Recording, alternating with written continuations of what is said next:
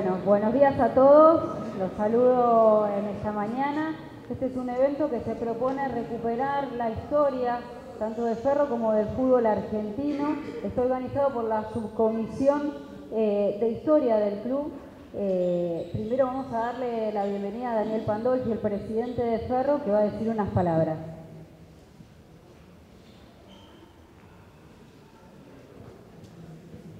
Bueno, buenas noches, buenos días. En principio, obviamente, agradecer la presencia de todos ustedes en un día para nosotros muy especial, que son 115 años que cumple el club. Ustedes saben que el club ha pasado por unas vicisitudes judiciales. Durante 12 años los socios habíamos perdido la conducción, ahora hace ya 4 o 5 años que la recuperamos y bueno, y la verdad que todos los socios juntos produjimos este crecimiento que ustedes van a ver hoy y que van a recorrer el club y van a ver lo que es este club que está vivo. Y este club está vivo porque es un club de los socios. Eso es lo que intentamos recuperar y eso es lo que estamos logrando. Agradecer a la gente de Historia AFA, a la gente de los grupos de Nacional B o de clubes de Nacional B, a los deportistas que han hecho este club así grande. Gracias a ellos este club es lo que es, gracias a socios. Acá veo muchos socios que peinan canas y que son los que van a escuchar hoy parte de la historia que ellos produjeron, que ellos hicieron. Nosotros somos nada más que los que tomamos la posta de esta gente e intentamos seguirla, y hay jóvenes también que la van a seguir seguramente después que nosotros. Nada más que eso, entonces agradecerlo y escuchar un poco lo que vamos a hablar hoy y el concepto general de este club, que es un club que está en contra de las sociedades anónimas, que está totalmente en contra de eso, que pensamos que el club cumple una función social y la única forma de cumplir esa función social es que esté en manos de los socios. Así deportes que quizás en manos de una sociedad anónima no tendrían su desarrollo, van a ver que en este club, cuando lo recorran, tienen su desarrollo. Muchísimas gracias.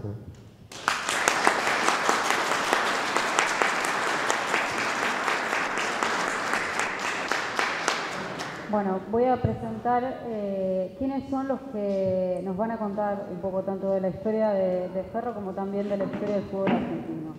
Jorge Ivanzuk es uno de los principales historiadores del fútbol argentino y es autor de una obra monumental sobre el amateurismo, que compiló por primera vez más de 10.000 partidos disputados en el país desde 1891, incluyendo, por supuesto, los partidos de Ferro. Osvaldo Gorgasi es historiador y vicepresidente del Museo de River. Se ha especializado en la investigación de las copas oficiales del fútbol argentino, de las que Ferro también ganó. Daniel Visiglio es uno de los fundadores de la subcomisión de Historia y Museo de Estadísticas del club, socio vitalicio y es un apasionado estudioso de la historia de Ferro. Y Antonio Garabal, uno de los jugadores más importantes de la historia de Ferro. Defendió los colores del club.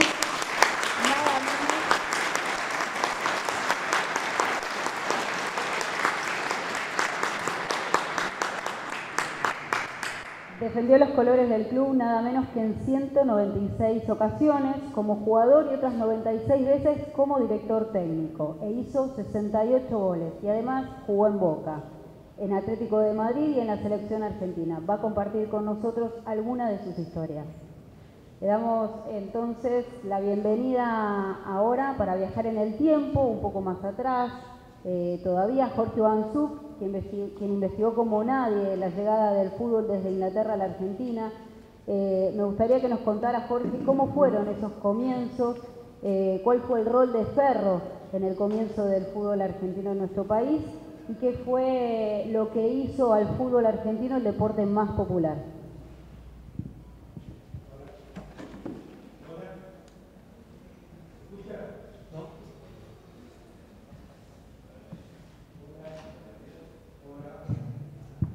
Hola.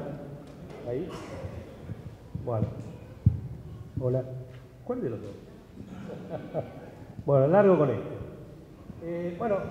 Yo voy a tratar de contarles cómo nace esta historia, esta pasión que despierta en los argentinos del fútbol, que es el deporte más mirado, es un evento que nos enorgullece y nos despierta una pasión incalculable.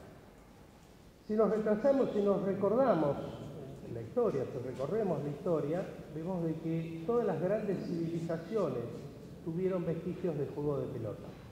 Sin reglas claras, sin metas claras, sin espacios limitados, ya el hombre primitivo pintaba escenas lúdicas en las cavernas, se lo utilizó a este entretenimiento como un eficaz entrenamiento para la tropa. Recordemos que en la antigüedad las grandes civilizaciones siempre tuvieron guerra. En otros fue un carácter lúdico, técnico, pero bueno, así fue transcurriendo. Se utilizaron diversos tipos de pelota. El más tradicional fue la vestilla de chancho, que se la llegó a inflar, y sin reglas claras siempre tuvo una mezcla entre fútbol y rugby. La segunda revolución industrial, a mediados, la segunda parte, a mediados del siglo XIX, despierta un cambio en la forma de vida de la sociedad. Con el nacimiento de las industrias se produce un cambio en el sistema de vida, una migración del campo a las ciudades, y se crean las escuelas, las universidades, las fábricas, cambia el sistema de vida, y ese juego que se practicaba en diversas partes y sin formas claras, pasa a jugarse en las public schools en Inglaterra, que de públicas no tenían nada porque eran privadas y muy caras, y comienza a achicarse la forma del terreno de juego, las metas ya son fijas, se limita la cantidad de participantes, y nace el rugby como deporte en 1842 en la Universidad de Rugby. Los que no querían un juego tan violento tienen que esperar más años, y ese entretenimiento que se jugaba en los colegios pasa a jugarse en las ciudades, pero siempre hay que tener en cuenta de que no había radio, no había cine, no había televisión, no había internet, no había WhatsApp. Entonces los medios de comunicación eran muy elementales. Recién en 1867, el 26 de octubre, fecha del nacimiento del fútbol, en una reunión en Londres, en la taberna Frimasona, se decreta el nacimiento del fútbol, se establecen las reglas para el fútbol. O sea, 26 de octubre de 1863 en Inglaterra. A partir de ahí se extiende por Europa y los marineros los van desarrollando en sus actividades, los van implementando y practicando en diversas ciudades del mundo. La FIFA se crea el 21 de mayo de 1904 y ya el fútbol prácticamente está organizado en todo el mundo. ¿Cómo llega a la Argentina? Llega de dos formas. Una bárbara, que era la que traían los marineros, se bajaban de los puertos y practicaban esta especie de entretenimiento que nadie entendía, y al cual los nativos le denominaron los ingleses locos.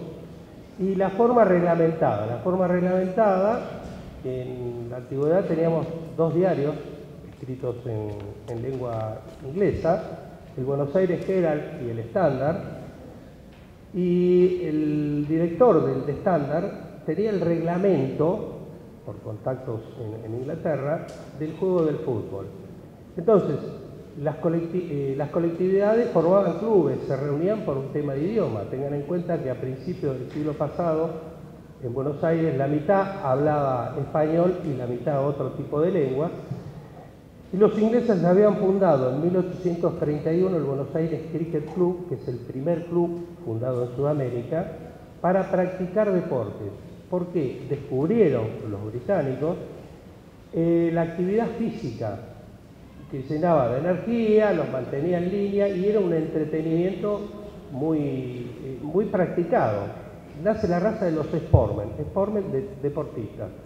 Esos deportistas practicaban varios deportes a la vez, cricket, fútbol, rugby, todo lo que se les ocurriera. Entonces, en 1867, el director del Standard lleva a los miembros del Buenos Aires Cricket Club el reglamento del fútbol. Como eran deportistas, un señor que se llamaba Thomas Hawke dijo: yo voy a organizar un partido de fútbol. y así lo hizo el 20 de junio de 1867, casi 4 años después de Inglaterra. Se juega en el Planetario el primer partido de fútbol que se tenga memoria. Pasan varios años hasta que en 1882, para reformar el plan de estudios de un colegio escocés, encargan a la Universidad de Edimburgo si alguien podía venir a hacerse cargo de los lineamientos educacionales del colegio, y viene el señor Alexander Watson Hutton, como lo quieran llamar. Y ese señor viene a Buenos Aires ya con todas las técnicas de la enseñanza en Europa, y pide al colegio la necesidad de tener un gimnasio para implementar las actividades físicas. Como es la Argentina, un año no, al otro año no, en 1884, 2 años después, el señor va y se crea su propio colegio, que es el Buenos Aires English High School, que está en Pampa y Melián, hoy en día existente, y empieza a desarrollar sus actividades y promocionar la práctica deportiva. Es también desde el Estado que descubren esta intención o esto positivo del deporte, y entonces Alejandro Fitzsimons, Osvaldo Mañasco, Rebelio Spilgri van dictando normas para implementar en los colegios la práctica de la actividad deportiva. Es así de que se empieza a organizar el primer campeonato de fútbol. Los 2 primeros partidos son del 12 de abril de 1891. Toda esa primera década del fútbol última de aquel siglo, prácticamente donde intervinieron todos jugadores británicos o descendientes de británicos. Es muy difícil determinar en esa primera década, 1890 a 1900, si hubiese argentinos practicando. ¿Y por qué? Los británicos, por todo este cambio que se había originado, vienen a implementar el desarrollo de los ferrocarriles, los bancos, las compañías de seguros, un montón de actividades desconocidas, y vinieron especialistas a organizar ese tipo de actividad, diferente de lo que fueron los europeos del este o los italianos y los españoles, que más que nada vinieron a labrar la tierra. Entonces se crea la AFA anterior de aquel entonces. En 1891, 1892 no hay campeonato, y a partir de 1893 para acá es la actualidad de lo que reconoce la Asociación del Fútbol Argentino como predecesora. Bueno, si hablamos de amateurismo, es fundamental el gran equipo de alumni, que fue el primer grande de la historia del fútbol argentino, que sale de ese colegio, de ese Buenos Aires English High School, que fundara Alejandro Watson Hutton, y es el que se lleva todos los lauros durante la primera década del siglo pasado. Fue fundamental la llegada de un presidente, Chevalier Boutel, que era un británico que estaba a cargo de la AFA de aquel entonces, y crea en 1902 la selección nacional, en 1900 un torneo de competencia que es de eliminación directa, similar a lo que es la Copa Argentina de hoy en día. En 1905 crea la Copa de Honor, que es similar a la Copa de competencia, pero la final, la característica era en los inicios de que la Copa competencia, la final se jugaba en Buenos Aires, intervenían los equipos uruguayos, y en 1905 la final era en Uruguay. Uruguay fue el espejo en el cual nos miramos en el fútbol argentino desde los inicios. También, bueno, dije que creó la selección nacional, creó copas,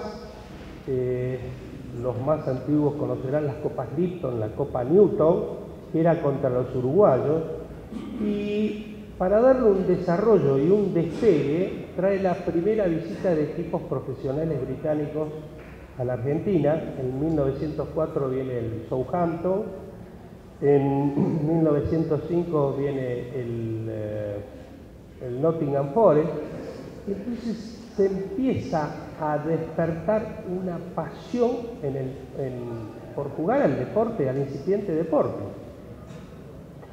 Hubo dos hechos fundamentales en ese desarrollo, aparte de estas visitas, porque había muchos indios y pocos caciques, había mucha voluntad para jugar al fútbol, pero no había un sistema organizado.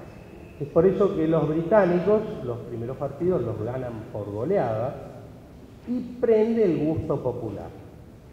Ese gusto popular da origen a la etapa fundacional de los clubes. Hubo dos hechos importantes para que el fútbol se corriera hacia el interior. El desarrollo de los ferrocarriles fue fundamental y la implementación en los colegios. A través de los colegios y de los ferrocarriles, el fútbol se expande por todo el país. Bueno, y esa es la época en que nacen los clubes grandes, y nace, bueno, Ferro en 1904, el mismo año que Argentino Junior, por ejemplo.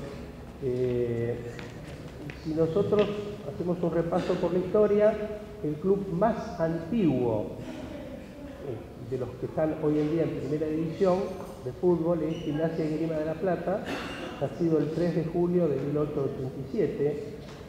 Después, unos meses, el 5 de noviembre, dice ser Quilmes, el segundo, pero el primer equipo que se funda para jugar, para practicar al fútbol, es Rosario Central en 1889.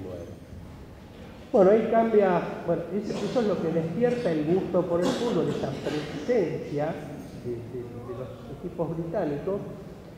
Y un caso muy similar, un caso muy importante es, ningún club, los fundadores de Ferro, no soñaban con tener esta cancha, el echar, el ser tan popular, porque no era el objetivo.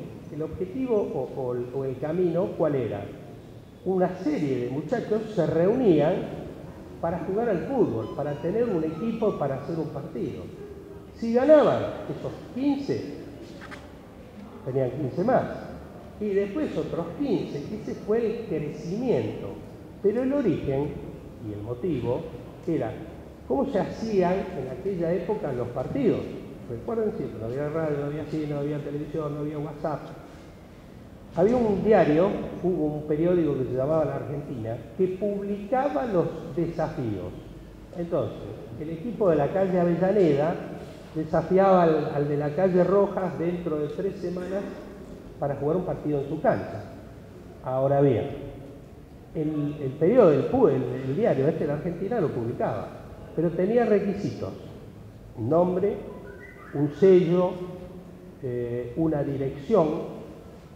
Era bastante las requisitorias, pero aparte, había que comprar una pelota, había que alquilar una cancha, había que poner fondos. Ese fue el origen de los clubes. La mayoría se quedó en el tiempo y otros llegaron hasta nuestros días, como en la casa en la cual estamos. Bueno, Ferro asciende a primera en 1913 como campeón de ascenso del año anterior. No tuvo destacada actuación, salvo un cuarto puesto en 1927.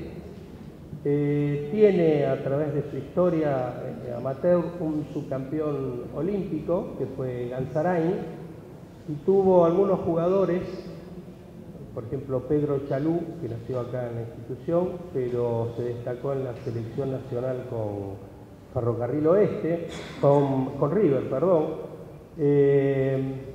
También jugó aquí Scursoni, Arico Suárez, Renato Cesarini. Estas fueron las glorias más conocidas de Ferro durante la época amateur. Y en ese amateurismo, Ferro nunca le pudo ganar a Boca, solo una vez a Racing, 3 veces a River y a San Lorenzo. Y bueno, ya viene la etapa de lo que es el profesionalismo. Así que espero que hasta acá les haya sido de utilidad la charla que les di.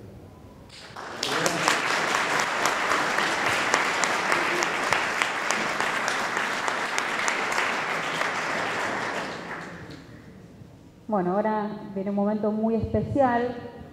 Es la primera vez que ganó Ferro a solo 4 años de su fundación con un torneo llamado la Copa del Diario, y es uno de los temas sobre los cuales nos va a contar Osvaldo Gorgasi.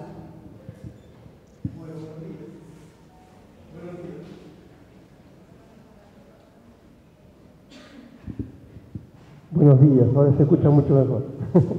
Bueno, como bien dice acá Verónica, ¿no es cierto? Mi nombre es Osvaldo Gorgasi y en realidad estoy orgulloso de estar al lado de una persona como Jorge Ivanchuk, en la cual reconozco que es uno de los pioneros y una de las personas que miré siempre como un maestro dentro de la historia del fútbol, con lo cual me siento muy agradecido de estar a su izquierda en este caso.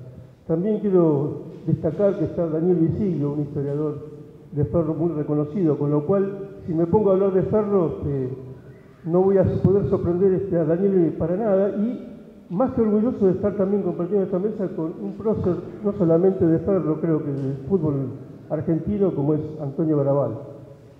Aparte veo entre la nutrida concurrencia que ha llegado acá muchos historiadores, con lo cual va a ser un poco difícil también poder justificar algunas cosas que podemos sorprender o no. Acá Verónica me desafía con el tema de la Copa al Diario. La Copa al Diario surge, como ven acá, estas pequeñas copas de plata, generalmente, eran donadas para ser disputadas.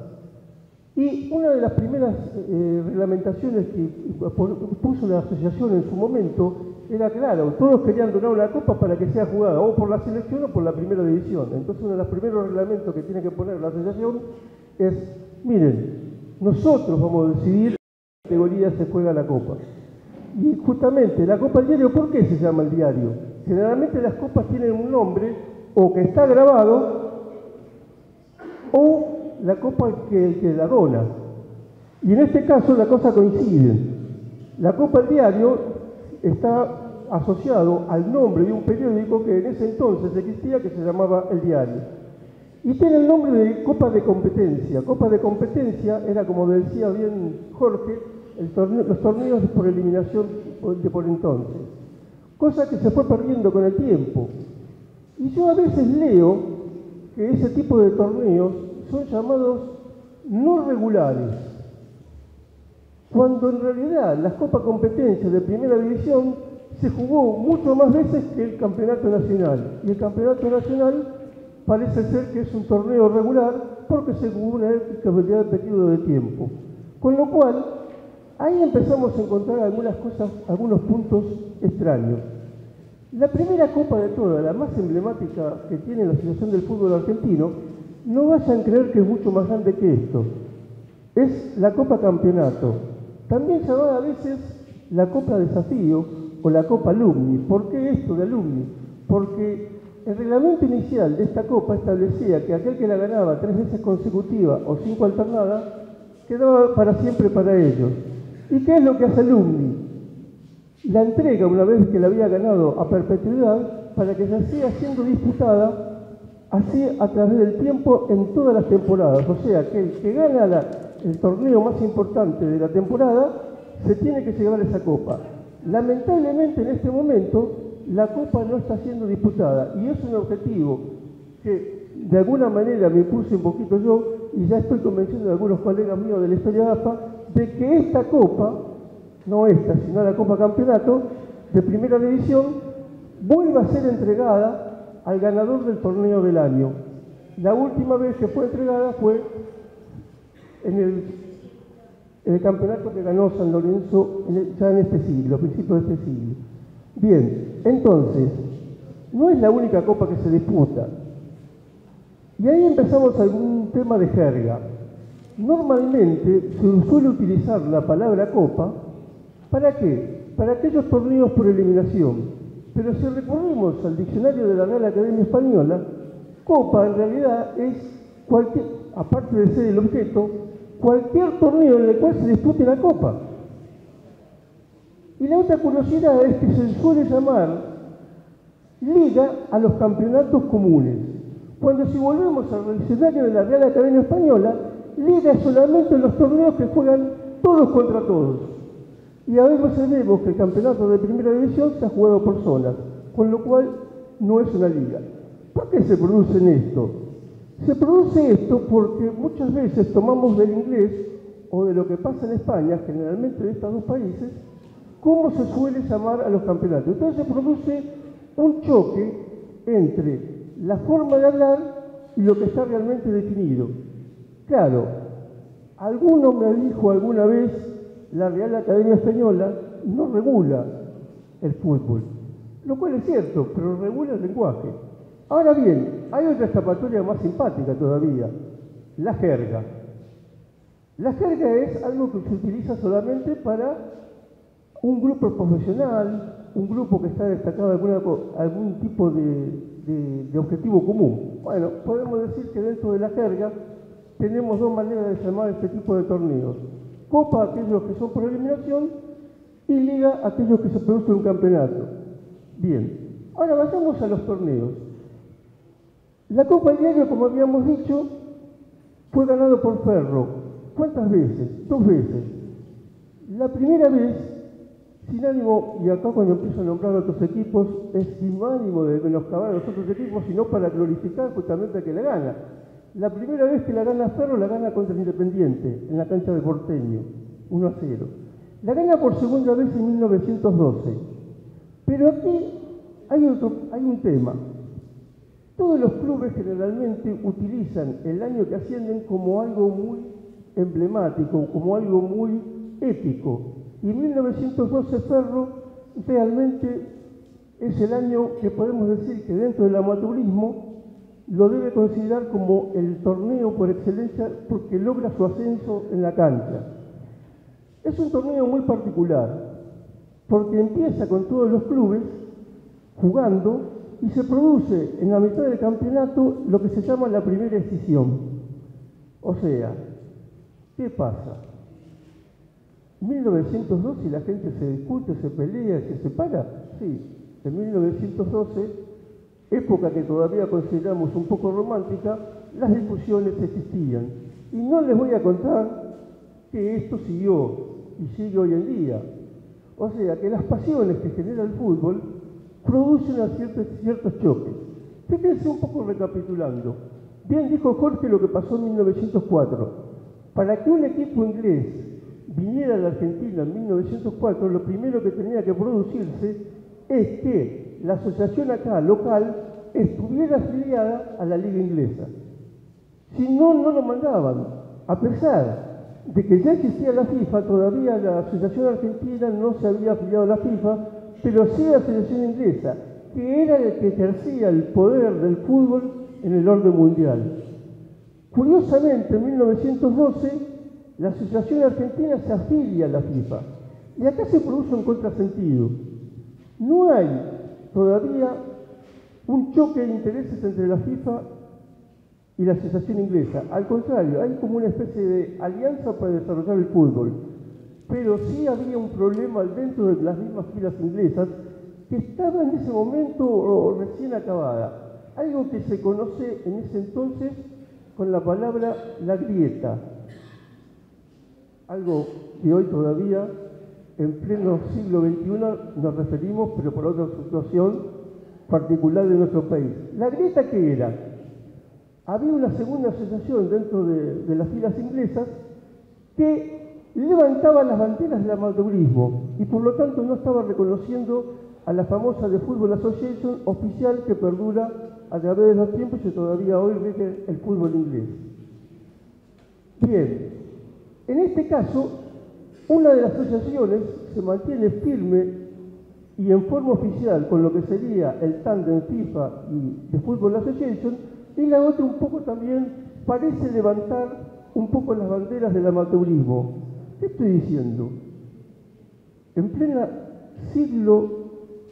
principio del siglo XIX, que estamos hablando de amateurismo, una de las primeras cuestiones que hay es ¿Qué es un jugador amateur?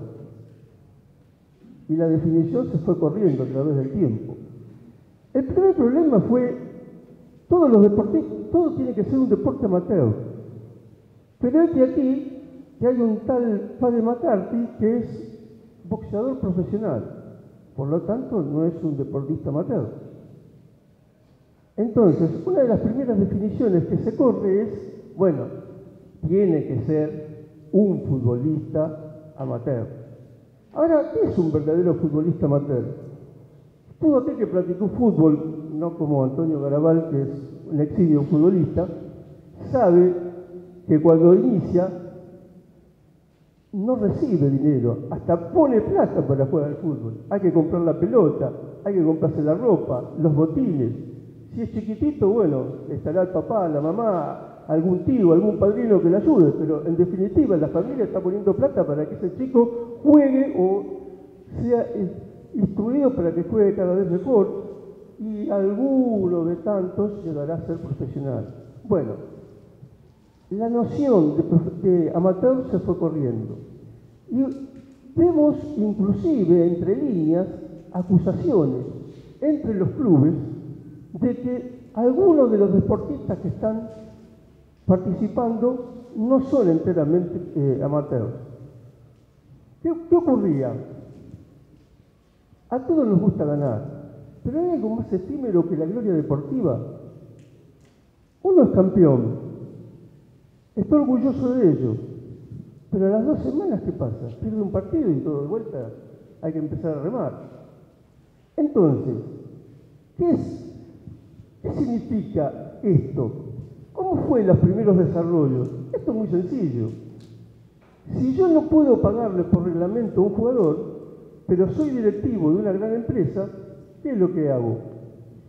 Le doy un supuesto trabajo dentro de esa gran empresa, lo mantengo de esa manera y lo hago jugar.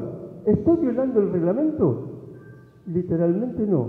Bueno, así empezó a correrse la definición de amateurismo, cosa que claramente en 1931, al desarrollarse y definirse claramente que el fútbol también puede ser profesional, termina. Vamos a otro tipo de equipos. Para jugar al fútbol, ¿qué se necesita también? Un árbitro. ¿Saben ustedes? Bueno, muchos saben cómo es la cosa, pero al principio el árbitro, inclusive, si no era expresamente pedido, era colocado hasta por el equipo local o por uno de los dos. Por ejemplo, el primer partido de la Copa Competencia que establece Chevalier Boutel se juega en Lomas, entre el English High School y el Quilmes. ¿Quién era el árbitro? Ni más ni menos que el tesorero de Quilmes. Es el árbitro de ese primer partido. Y le anula un gol al English High School. Imagínense ahora ustedes un partido de primera división en el cual uno de los dirigentes de los dos equipos está jugando ese partido y anula un gol del equipo rival. Pero también hemos encontrado los ejemplos que es al revés, que el mismo dirigente anula un gol de su propio equipo. O sea que también existía ese tipo de honestidades. El segundo partido es curioso también. Se juega en Quilmes. El árbitro es Leslie. Ahora bien, no hay concentración. No es como ahora que se concentran. Los jugadores son citados en una estación de tren. En una estación de tren. Y ahí entremos a asociar otra cosa. ¿A quién le convenía que el fútbol se jugara los sábados, se jugara los domingos? A las empresas de transporte. ¿Por qué necesitaban manejar a estas empresas de transporte? Ni más ni menos que muchos de ellos eran los mismos dirigentes que estaban en el fútbol. Con lo cual, hacíamos un negocio redondo. Utilizábamos estas empresas de transporte, hacíamos practicar el deporte, pero también podíamos ganar unos pesitos, porque los jugadores, en definitiva, como eran amateur, tenían que pagar su traslado. Bien, ¿qué ocurre este día, el día del segundo partido? Una lluvia torrencial, de manera tal de que no todos los jugadores pudieron llegar a la estación de tren. Cuando llegan al estadio de Quilmes, cuentan los jugadores y hay 9 por bando. Claro, hoy en día leemos que hay menos jugadores y empezamos a criticar, ¿no? Ah, pero el amateurismo hasta se jugaba con menos jugadores. No, hay que ponerse en su lugar. 9 jugadores. Sin embargo, entre los asistentes también habían llegado algunos socios que podían participar del partido. Entonces el partido empieza en un tremendo barrial que todos suponen que no se va a jugar. El fútbol asociación, no es igual que el fútbol rugby. El fútbol rugby uno sabe que se juega sí o sí. El fútbol asociación no se juega en un pantano. Y la cancha de Quilmes en ese momento era un pantano. ¿Quién era el árbitro? William Leslie. William Leslie es famoso porque lo vamos a encontrar en un montón de este tipo de anécdotas. Aunque caiga granizo, el partido se juega. Esa es la tesitura de este hombre. Y el partido lo hace jugar igual. Bien, sin embargo, vamos a decir un detalle importante de la cancha de Quilmes, de ese entonces, no la actual, ¿eh? La cancha de Quilmes, a pesar de todo, era la mejor cancha que había en ese momento para jugar al fútbol. ¿Por qué? Para días de lluvia. Porque estaba inclinada. O sea que en un tiempo tenía que avanzar cuesta arriba, pero en otro tiempo estaba favorecido porque iba cuesta abajo. Pero eso tenía una ventaja. En los momentos de mucha lluvia, el drenaje de esa cancha era el único de todas las canchas de primera división que se podía practicar un poco de fútbol. ¿Qué otras canchas importantes había en ese entonces? La de la Sociedad Hípica Argentina, que es ni más ni menos donde hoy se juegan los campeonatos argentinos de polo. Y la tercera cancha importante donde se juega la final de esta primera Copa Competencia es ni más ni menos que la de Flores Athletic Club. Flores Athletic Club. Le voy a dejar a Daniel que después por ahí diga algo sobre la Flores Athletic Club porque está muy relacionado con Ferrocarril Oeste. Bien. Hablamos de los árbitros. Los árbitros eran colocados, habíamos dicho que si no, esto evoluciona. Después había que pedir que el árbitro fuera neutral expresamente, pero los jueces de línea era uno puesto por cada equipo. Jueces de línea, uno puesto por cada equipo. Con lo cual, no es muy loco pensar que en algún momento el juez de línea increpe al árbitro, porque tiene en su corazón uno de los equipos que está jugando. Hoy en día sería algo insólito. Es más, hoy en día, fíjense un detalle, ayer echaron un chico alcanza pelota. Ayer echaron un chico alcanza pelota. Dentro de unos años, los alcanza pelota también van a tener que ser neutrales, porque están cada vez más involucrándose en el juego. Entonces, lo que hoy juzgamos como algo que es muy antiguo, no, hay que ponerse en el momento y ver que ese momento no había otra forma de jugarlo. O sea, el árbitro era dirigente, pero también era jugador de fútbol y por supuesto también despuntaba el vicio siendo árbitro. Hay un caso muy curioso dentro de esta historia. Como muchos eran árbitros, a veces discutían, no que cobraste mal, le explicaba el reglamento un árbitro al otro, uno era jugador, el otro era, y le hacía ver por qué estaba cobrando mal. O sea que hoy en día eso no ocurre. Hoy el árbitro es la autoridad máxima, lo era también entonces, pero con el cual estaba discutiendo en ese momento era también otro árbitro, con lo cual había un lujo de detalles que para tener en cuenta. Bien, el periodismo. Para la segunda final de los torneos de Copa aparece en el diario algo curioso. Se reconoce que le habían puesto a los periodistas un escritorio para que pudieran hacer su tarea. O sea, que los primeros periodistas eran uno más, que estaba parado alrededor de la cancha y tenían que tomar nota como sea, y con eso se publicaba.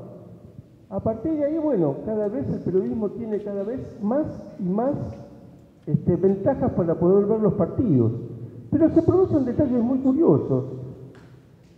Tanto Jorge como los demás que estamos acostumbrados a buscar historias en las hemerotecas, a veces vamos a buscar un partido y nos encontramos que están los partidos de las divisiones inferiores y no está el partido principal que se juega ese día. El hinchismo de los periodistas. El Herald era claramente un diario que tenía puesta una camiseta, la del Alumni. El día que Alumni pierde un famosa final con el Rosario Athletic, la noticia no aparece en los diarios. Era claramente, cada vez que ganaba el Alumni, aunque sea un equipo que tenía que ganarlo, la noticia salía, pero cuando perdía, a veces no aparecía, sospechosamente. Es más, es este diario el que hace una encuesta sobre quién era el equipo que tenía más hinchas. Y claro, debe ser bueno, ¿no?, que haya ganado el Alumni, pero es sospechoso que el Rosario Athletic, que era el único equipo que estaba en la ciudad, hubiera salido último entre los equipos más importantes. Cuando un partido se juega el Rosario Athletic, juega con el Alumni en Rosario, The Week, que era el diario que salía en Rosario, irónicamente comenta esto, como que estos chicos de los porteños habían perdido con aquellos que habían salido último en la encuesta. Ahora, ¿cómo pueden salir últimos si tenía toda una ciudad atrás? Todavía Rosario Central no había jugado, no estaba jugando en estos torneos. Lo hace sí un par de años después, y con lo cual, de vuelta al tema de la jerga. Si vamos a Rosario y decimos Rosario, no es Rosario Central, es Rosario Atlético. A Central, ¿cómo le dicen? Central. Y Central Córdoba, Córdoba. O sea que tenemos que saber con quién estamos hablando para entender de quién estamos hablando. También eso es importante. Otra curiosidad del diario, de los diarios. El País es otro diario importante para recabar información dentro de aquella época. Juegan un partido en Rosario, no está el WhatsApp, no hay internet. ¿Cómo se transmiten las noticias? Bueno, una de las primeras y avanzadas cosas es el telegrama. Se encuentra, empezamos a leer, un gol hecho por el jugador córner. No hay ningún córner. Cuando leo en otros diarios, ¿qué era lo que había pasado? Se había tirado un córner, alguien había cabeceado y el gol y se había concretado un gol. Cuando llega el telegrama, el periodista que lo interpreta pone como que, a ver, ¿qué significa eso? Diario El País. ¿Quiénes sabían el reglamento, como bien había dicho Jorge? ¿Quién tenía el reglamento y sabía los reglamentos? Para tener la precisión exacta de esos primeros partidos hay que recurrir a los dos diarios de habla inglesa. Los diarios todavía de habla castellana empiezan a aprender los juegos del fútbol y a medida que va creciendo en popularidad, bueno, por supuesto lo van a superar. Tanto es así que a partir de la segunda década del siglo XX, cuando los ingleses ya, bueno, se empiezan a retirar de las competiciones activas, prácticamente los diarios ingleses también dejan de comentar estos partidos y hay que recurrir sí o sí a los diarios de habla castellana. Pero bueno, eso es mucho después. Bueno, ¿qué otras copas se juegan? Bien enumeró ya Jorge alguna de ellas. A producto de las escisiones, en 1915 se produce una reorganización de las copas que todavía hoy nos está trayendo bastantes dolores de cabeza. Por ejemplo, algo curioso, la Copa Bullrich se utilizaba para premiar, era una copa competencia para la segunda división.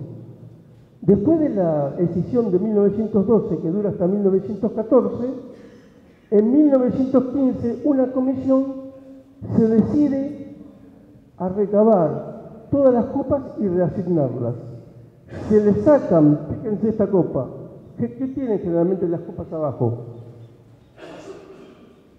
las chapitas con los ganadores, se pone una cosa de madera y se le empieza a poner las chapitas con los ganadores. Eso jerarquiza la copa, porque si bien la copa es chiquita, empieza a crecer en tamaño y uno empieza a ver la historia reflejada abajo. ¿Qué pasó en 1915? Reasignan las copas y la Copa Coolidge es descendida. O sea que no solamente los equipos descienden, sino también las copas es descendida y pasa a ser un premio de una división inferior. Sin embargo, a los que estamos acostumbrados a saber que la copa desde la segunda división era la Copa Ulrich, naturalmente seguimos escribiendo como que la Copa Ulrich se le sigue dando, cuando en realidad pasa a tener otro nombre, que pasa a ser la Copa La Prensa. Pero eso nos induce ese tipo de errores, ese tipo de reorganizaciones. ¿Se entiende? Bien. Copas de nivel internacional. La Copa Aldao. Claro, hoy en día hablamos de la Copa Aldao. Primero, ¿qué era la Copa Aldao? Es una copa donada para ser jugada entre el campeón argentino y el campeón uruguayo. En una época que todavía no estaba fundada la Conmebol, que va a ser fundada en 1916, y lo primero que hace es organizar torneos de selecciones. ¿Quiénes eran los que dominaban el fútbol en ese entonces en Sudamérica? Argentina y Uruguay. O sea que podemos decir que la Copa Aldao o la Copa Campeonato del Río de la Plata era, y perdonen las diferencias, la distancia, algo así como la Copa Libertadores, porque todavía Brasil no estaba lo suficientemente desarrollado. A pesar de todo, siempre fue para los argentinos difícil ganarle a Brasil y también a los uruguayos. Pero no es lo mismo hablar de un Brasil de la década del 50 que hablar de un Brasil de principios de siglo. El crecimiento del fútbol brasileño fue impresionante. Bien.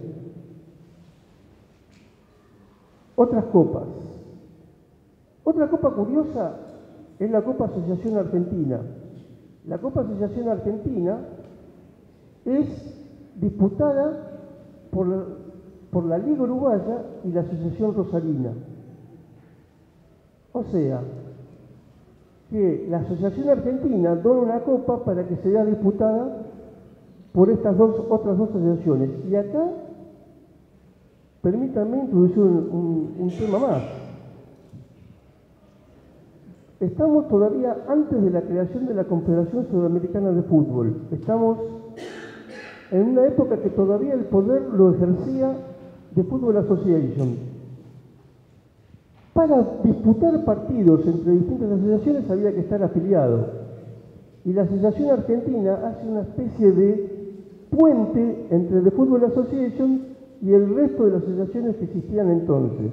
O sea, que de alguna manera la Asociación Argentina es una especie de Conmebol en la primera época, porque la Asociación Uruguaya tiene que estar afiliada a la Asociación Argentina, la Asociación de Chile también se afilia a la Asociación Argentina, y hasta la Liga de San Pablo también se afilia en un momento a la Asociación Argentina para poder intercambiar equipos entre uno y otro. Porque una de las primeras reglas que se establece con justeza, con firmeza, es que no se puede jugar contra equipos desafiliados.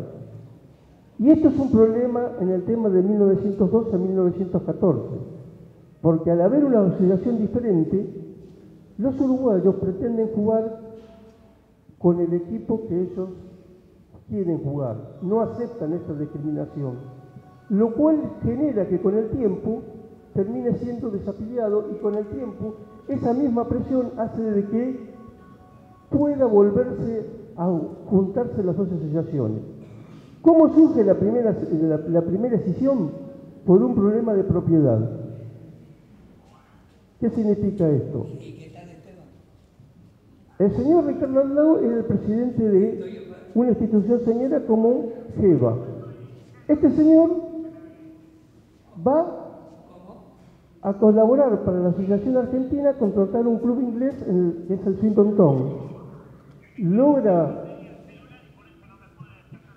este contrato, este equipo inglés viene, pero la Asociación Argentina en uso de un reglamento que establecía que ellos podían manejar los predios de los clubes afiliados, decreta de que el partido se va a jugar en el cancha de Geva, cosa que no había autorizado Ricardo Aldao y esta comisión directiva. Para evitar un papelón internacional, permite que estos partidos se juegan, pero ipso facto declara que se va a desafiliar. Esta es la primera decisión, se produce por un problema de propiedad. La segunda decisión se produce por un problema, en definitiva, venían muy peleados. En 1919 había muchas discusiones. 1919, un siglo después, parece que las discusiones siguen, pero en ese entonces una serie de clubes de primera división deciden alejarse. Si uno contabiliza la cantidad de clubes de primera división, ve que son muchos más de los que quedan. Entonces uno piensa, ¿cómo puede ser que ocurra esto? ¿Por qué no se quedaron ellos con la asociación? Ustedes escucharon hablar no hace mucho de que existe el clientelismo, ¿no es cierto?, en el fútbol argentino. Bueno, el clientelismo tiene más de un siglo de existencia. Con ciertas promesas que se le hacía a los equipos de divisiones menores, eran 10 votos más cada equipo de primera división tenía 2 votos. Con 5 equipos, 10 más los 10 votos de abajo, se lograba dominar la asamblea.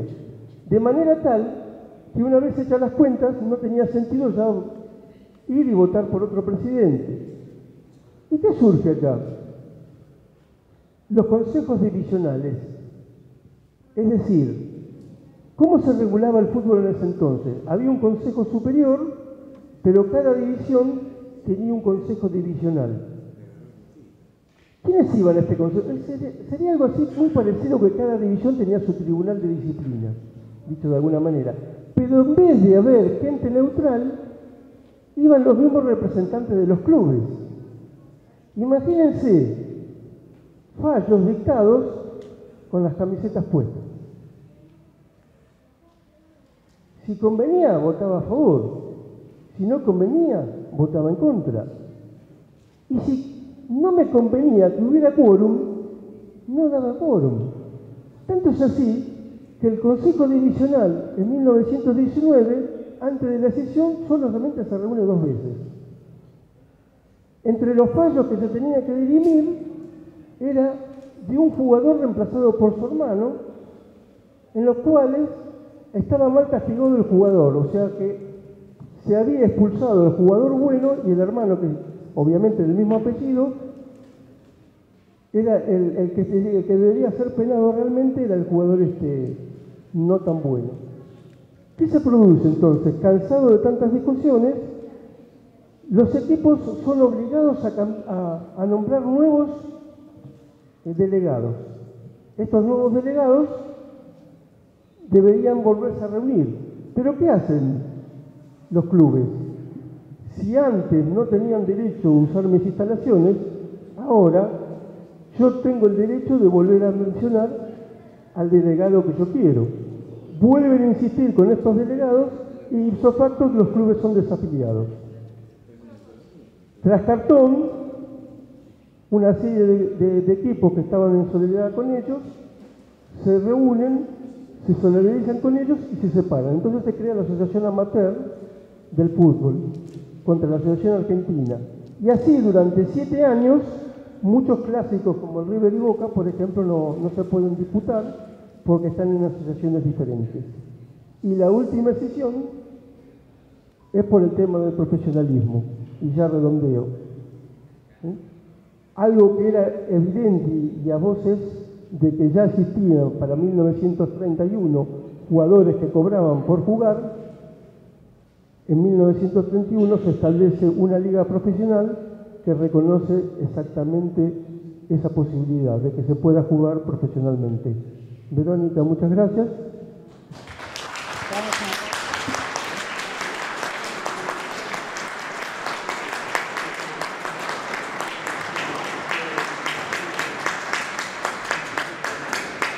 vamos a escuchar ahora a Daniel Vicilio, es uno de los fundadores de la Subcomisión de Historia y del Museo de Estadísticas del club. Daniel nos va a hablar un poco de los orígenes del club Empleados de Ferrocarril Oeste. Me dijeron que Ferro no siempre llevó la camiseta de color verde, pero eso mejor nos lo vas a contar vos.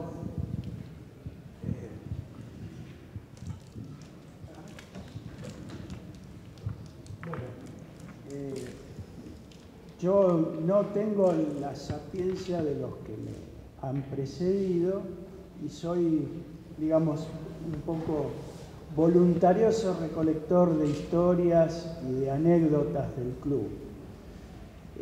Bueno, todos saben que el club se fundó el 28 de julio de 1904, 95 empleados en la oficina de cargas del Ferrocarril Oeste, que está en un lugar a determinar acá atrás, que tenemos que buscarlo, por ejemplo, la Comisión de Museo en Oscar Dauría ha ido al Museo Nacional Ferroviario como para buscar los planos y encontrar el lugar exacto donde se llevó a cabo esa reunión fundadora. Y el Ferrocarril Oeste era una empresa ferroviaria británica. Obviamente las empresas ferroviarias británicas las componían inmigrantes galeses, escoceses, había ingleses que eran ya directamente los que dirigían y por sobre todo una gran masa de trabajadores irlandeses. El club en el primer momento, si nos atenemos a lo que dice la Biblia de Ferro, que es el libro de los 75 años, nos dice que al secretario Day se le había encomendado la selección de los colores del club. Y Day presenta una camiseta blanca con un escudo en forma de corazón con las siglas del club bordadas.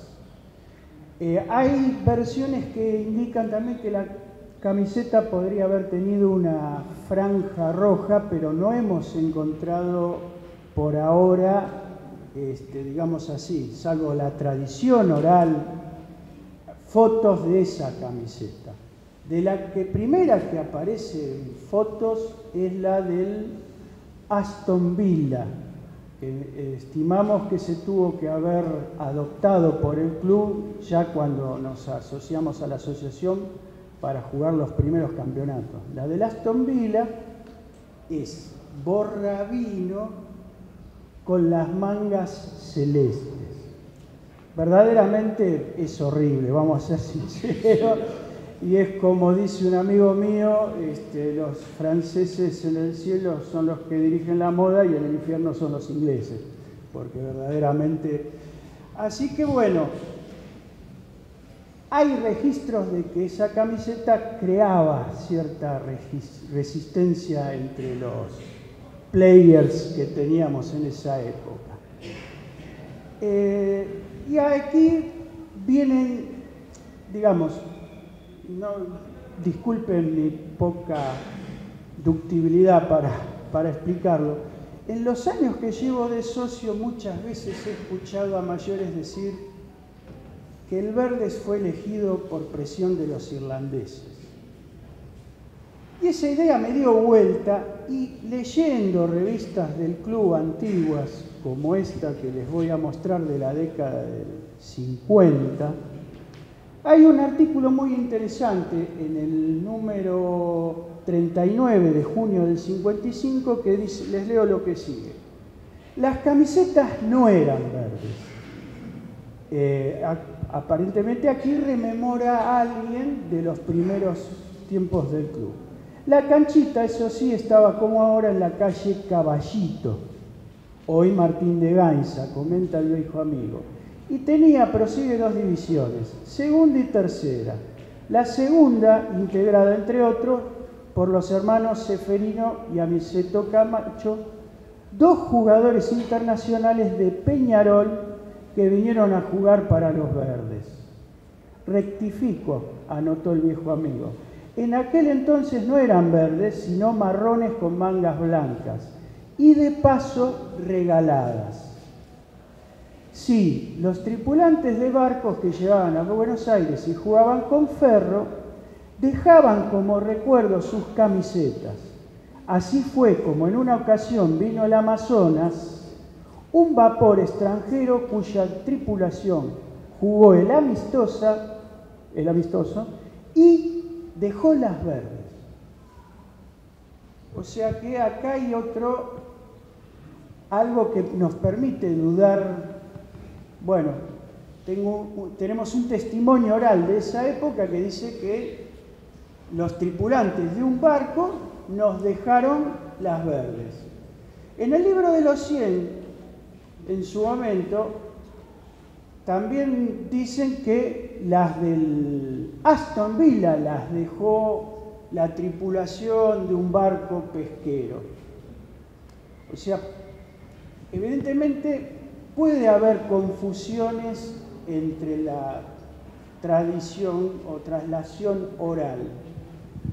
Entonces, bueno, el tema me intrigaba, porque digo, oficialmente lo que hemos leído siempre es que se adoptó el verde porque el Caballito era una zona de quintas, de verdura, para cambiar la suerte también, porque con la del Aston Villa parece que nos iba mal, no ganábamos mucho.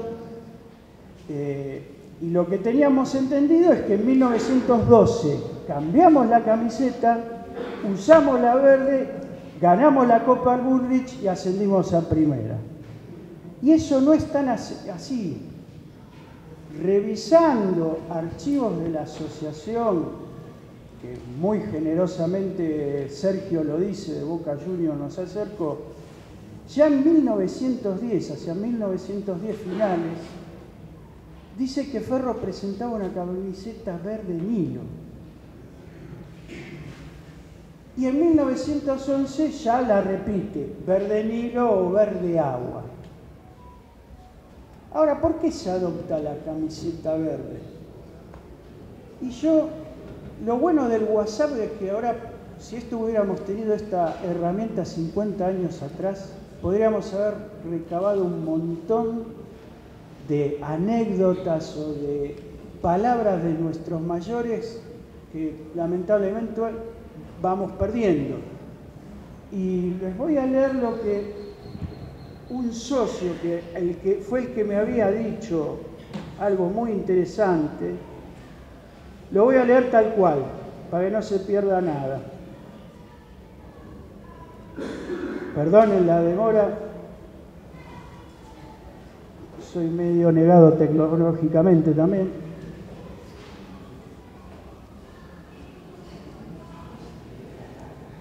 Sí, lo decía Héctor Echar, que Ferro usaba la casaca bordó con gris o blanco, no recuerdo bien, y los empleados calificados eran irlandeses y no aceptaban en los partidos de fútbol del Social usar la camiseta del Aston Villa.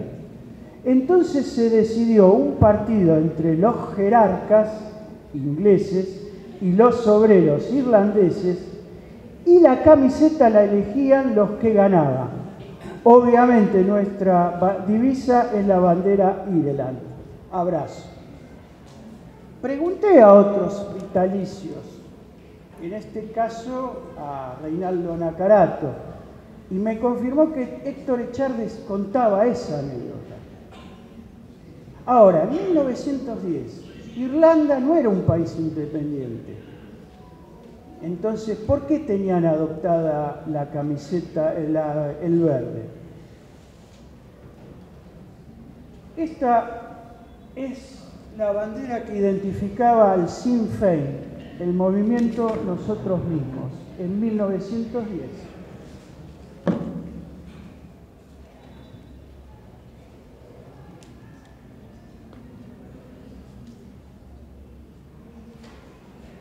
Como pueden ver, la bandera es totalmente verde y tiene un arpa. El arpa es por Brian Boru. La bandera se conoce desde el año 1642 y actualmente todavía está vigente porque representa al estado de Leinster en Irlanda, que es el más poblado y tiene a Dublín dentro del estado. Obviamente, y esto es una teoría mía que hay que probar, buscar, y no desmerece en nada lo que aquí se escribió en los libros de historia. Yo lo que creo es que muy posiblemente los irlandeses del club, y en 1910 teníamos uno dirigiéndolo. Si ven en aquel cuadro que dice presidentes, 1910 estaba Edward Robson, padre del tenista Guillermo Robson, que fue el primer jugador argentino de Copa Davis. Jugó el primer single y pudo hacerlo gracias a que el club, los jugadores de los 3 clubes que intervinieron en esos partidos, cada club organizó una rifa, cenas, porque todavía el lawn tennis creo que se fundó al año siguiente o se reorganizó al año siguiente, pero bueno, por ahí en algún momento a Norberto Bego, que lo tengo acá presente, nos lo va a contar mucho más gráficamente. La cosa es que, bueno, evidentemente había irlandeses dirigiendo el club y evidentemente eran mayoría. Y incluso cuando me tocó, gracias a la generosidad de Néstor Vicente de Cultura AFA, que pude hacer la monografía de don Santiago Leiden, a mí Leiden siempre me sonaba como un apellido, por desconocimiento, holandés. Digo, bueno, debe ser Leiden por la Universidad de Leiden. Cuando tuve que recurrir acá a Víctor para hacer la monografía, él me explicó que Santiago era hijo de irlandeses y su verdadero apellido era Leaden. O sea, hemos sido dirigidos por 30 años por un descendiente directo de irlandeses. Irlandeses directos, nativos, hacia 1970 todavía practicaban deportes en el club. Los bowls, las bochas inglesas de los que muchos que están acá deben recordar que estaban en el anexo. Reinaldo me confirmó que fue intención del club mantener esas canchas hasta que esas personas dejaran de practicar el deporte, que eso fue hacia mediados de los 80. Así que esto obviamente tiro la idea para que en el club empecemos a revisar el pasado, que no tomemos literalmente lo que hemos leído, que puede estar bien, porque yo el otro día estaba reflexionando sobre la descripción, ¿no? Adoptamos el verde porque dice, por último, como consecuencia lógica de haber nacido en una zona plena de árboles y sembrados de verdura, y también considerando que el verde es el color de la esperanza, se lo adoptó como distintivo del club. Y hay otra cosa que es curiosa, porque a Irlanda se lo conoce por la tierra verde. El brezo, el trébol de 4 hojas, como lo tienen los del Boston Celtic, y Caballitos pareciera ser una descripción criolla de Irlanda, que es el barrio más irlandés porque tenemos Plaza Irlanda y está el Instituto Santa Brígida sobre Avenida Gaona también. Pero hay otra curiosidad. Cuando vino Irlanda a jugar los Test Match con los Pumas en el año 70, este lugar donde estamos nosotros ahora no estaba terminado. Se jugaron 2 test match en marzo de 1970 en este campo con Irlanda y la cancha no estaba completa. Y lo más increíble de todo, en este sector que supuestamente no podía ingresar público, en una de las fotos del querido Mudo Aleva, siguiendo el proceso de construcción, porque la verdad este edificio en 1971 era de real avanzada y construirlo implicó grandes desafíos técnicos, había una bandera que decía "Bienvenido Irlanda". Me gustaría alguna vez ver cómo es que esa bandera ese día del Test Match llegó a una zona donde no había público. Evidentemente alguna razón había. Pero bueno, necesita más investigación y buscar más, hablar más con nuestra gente, caminar. Por ejemplo, el escudo, yo sé que el escudo era del corazón. Y cuando se hizo la sede, no estaba definido poner ese. Y se creó una comisión. Increíblemente, uno de los que integró la comisión para hacer el escudo de Ferrocarril Oeste fue Serafín Dengra. Serafín Dengra, el abuelo del rugby, fue atleta de Ferro, jugó en Ferro y también fue, digamos así, preparador físico de varios equipos e incluso de la pandilla. Maril, Bornia, Sarlanga, Gandulla y Emeal. Incluso fue técnico del equipo de fútbol. Bueno, pero no los quiero aburrir más porque lo tengo acá al lado a una gloria que es seguramente al que verdaderamente quieren oír, no me quieren oír a mí. Así que le voy a pasar el micrófono al querido Antonio Garabal y quiero que le brindemos una gran ovación porque vamos a tener... Muchas gracias, buenos días a todos y agradezco acá a los historiadores que nos hacen recordar de cómo es este club tan maravilloso del cual yo soy eternamente agradecido. No solamente por haber jugado, sino porque te enseñan a ser también un hombre de bien, como está considerado este club en todos lados que va, donde nunca comete atropellos ni que haya así hechos de malandras y de patoterismo y de todas estas cosas que a veces vemos en el fútbol que nos desagradan. Por eso me siento doblemente orgulloso. Además, un club que ha formado valores, no solamente en el fútbol, sino en todos socios que han pasado por el club y acá vemos continuamente y a través de los años que la gente de Ferro es gente de bien. Por eso estamos considerado como uno de los clubes mejores habidos del mundo, no solamente de acá de la Argentina. Por eso que en una oportunidad creo que fue UNICEF que premió a este club como uno de los mejores clubes de la época y del mundo. Orgulloso también porque este club fue formador.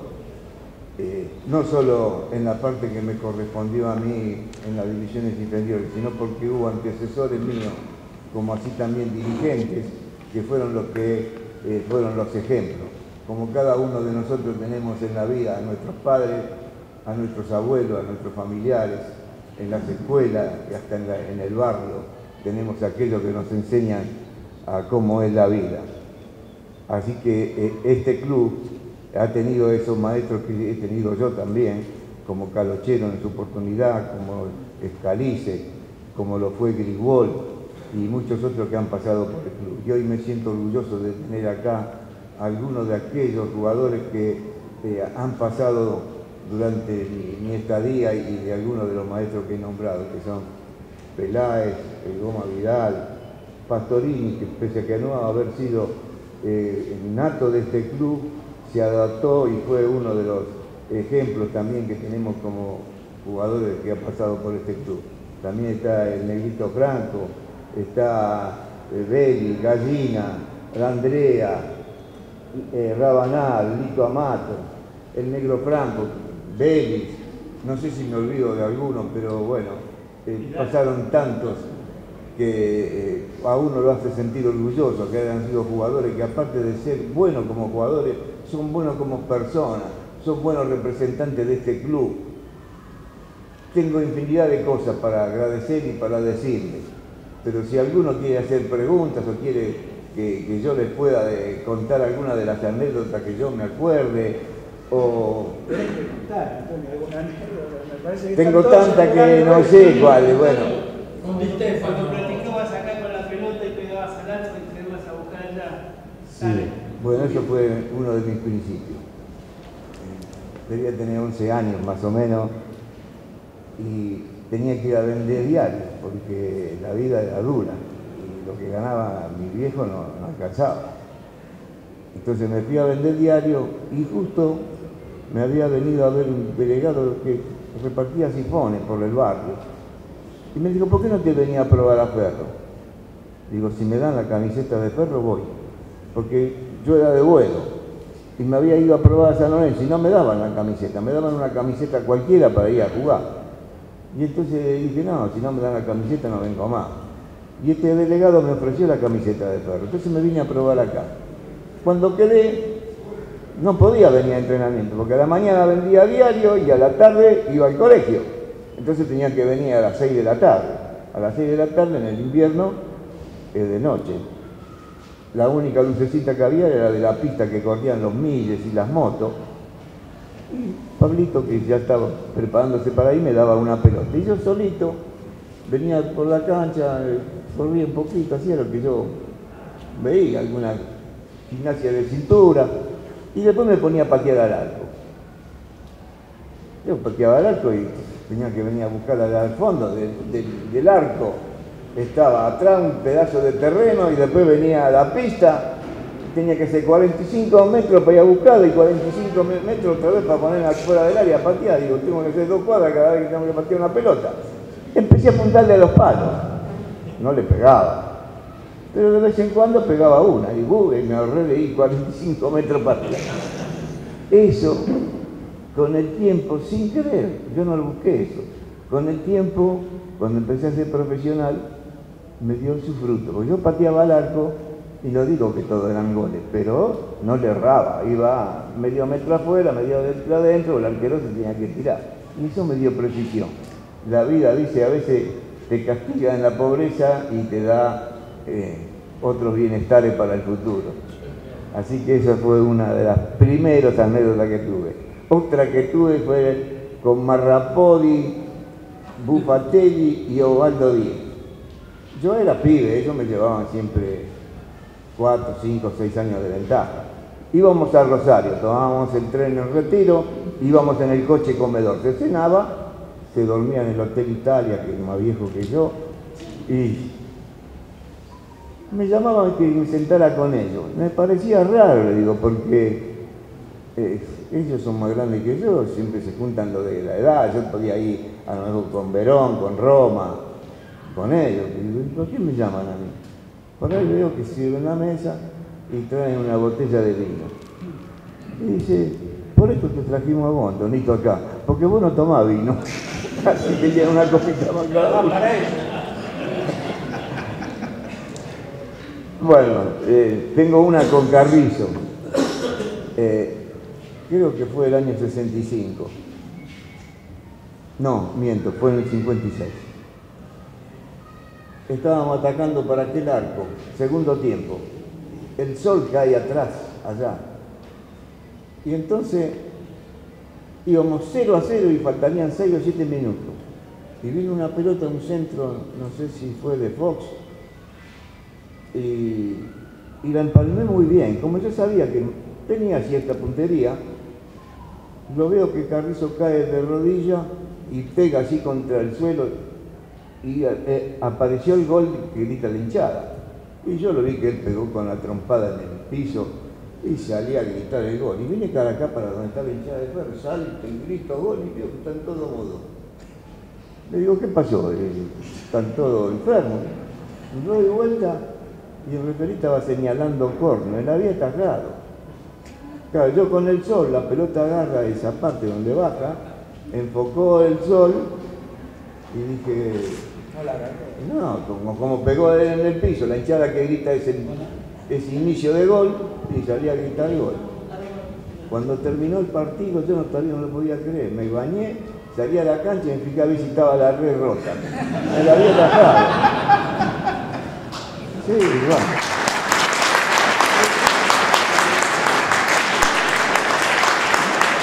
Así que no son todos goles, a veces los arqueros son buenos, como es Carrizo, Roma y tantos que en aquella época había. Así que bueno, no sé si hay... Tengo una con Roma Vidal que la tengo que contar. Sí. Una sola preguntita, pero después lo vacunaste en el 64 de la mitad de la cancha. Ah, sí. A Carrizo. Sí. Bueno, uno... Apenas empezó el partido. No quiero contar las mías, viste Por que... arriba. Sí. Fue Altano Roma también. Acá también. Le ganó Ferro y ganaron ustedes a River y a Boca. Partido primero, no sé si salió 3-1. El primer gol lo hiciste vos, la mitad de la cancha. Carrizo hizo así. Porque vos jugabas contra el sol. Él estaba mirando el sol, salía de allá, él estaba en la quilada. Ah, sí. Ese fue en el 65. ¿Viste cómo me acuerdo? Sí, fue el primer gol de campeonato ese. Antes se estilaba que a ver quién hacía el primer gol del campeonato. Era una tradición. Entonces yo me acuerdo que el gol fue en este arco. Sí. Patí le pegó 2 veces en el travesaño, tengo la foto en mi casa. Y yo le digo, ¿cómo puede ser que... Ay, a ver, se me fue esta. Espérate. De gol, por arriba. Sí. Ah, ¿por qué fue el primer gol de campeonato? Y yo digo, no habrá sido el primer gol de campeonato, porque hacía poco que había empezado. Me fijo en el alumni que estaba acá, ¿se acuerdan que había? Y estaban todos los partidos 0-0. Digo, ¿no será este el primer gol de campeonato? ¿Por qué no? Hacía poco que empezaba, pero tampoco eran pocos minutos. Fue a los 16 minutos del primer tiempo.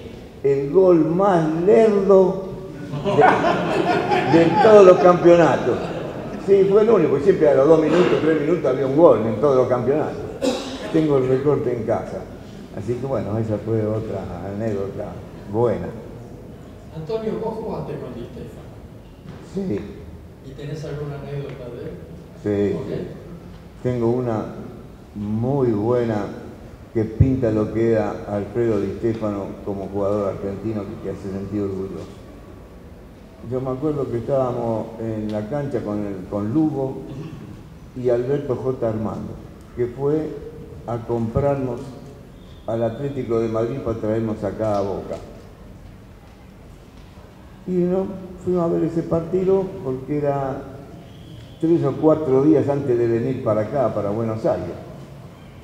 Y justo consiguió una platea atrás del banco de suplentes del Real de Madrid. 2 o 3 filas. Y ahí la cancha, de acá estás ahí, empieza la línea de cal para que empieza el campo de juego. Estaba el banco de suplentes, iban 20 minutos, estábamos jugando la final de la Copa de Europa, el Manchester United con el Real de Madrid.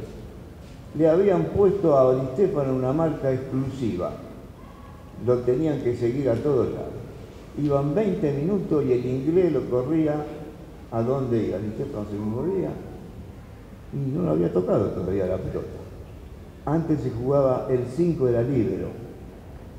Quedaba un hombre solo atrás que era el que suplía todos los errores de toda la línea de 4. Más este inglés que lo seguía a Di Stefano a todos lados. 20 minutos y cae uno ahí, caramucha que hay, uno lesionado ahí. Y Di Stefano se acerca al banco de suplentes donde estaba el aguatero que se llamaba Rafa. Le dice, Rafa, dame un limón. Don Alfredo dice, recién empieza el partido, hombre, ya pides agua.